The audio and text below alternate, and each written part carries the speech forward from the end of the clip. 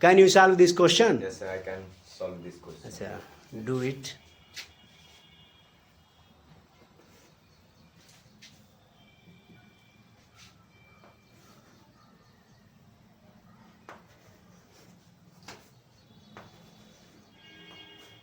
Yes, sir. This is Anuj, Sir. Anuj, Yes, sir.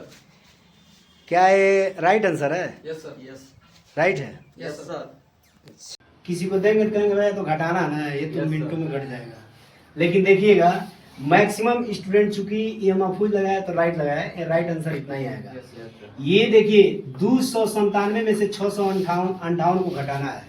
Maximum student इसमें क्या कहेंगे कि ऊपर वाला में से नीचे वाला घटता है, लेकिन ये बात भूल जाएगा कि किसमें से किसमें घटाना चाहिए। Yes, sir. कभी भी इस तरह का क्वेश्चन आए तो कॉलम देखिए जोड़ के दो प्रकार होते हैं।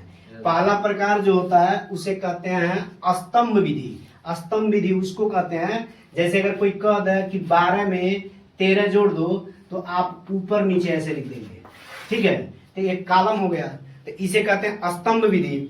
और एक होता है वो पंक्तिबद्ध विधि जिसे कहते हैं रो विधि, तो उसको ऐसे लिखेंगे, ऐसे लिखेंगे ना, Yes, sir.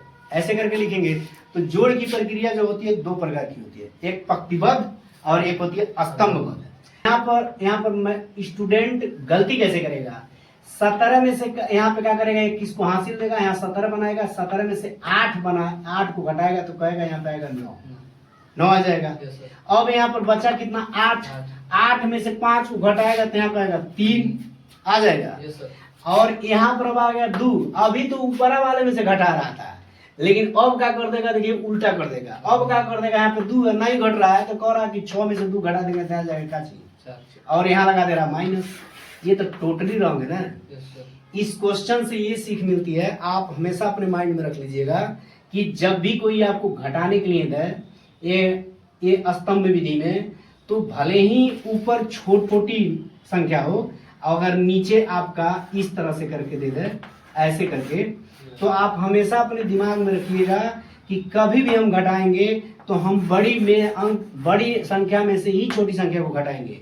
और जिसके आगे मान लीजिए यहाँ माइनस है, इसका माइनस लग जाएगा।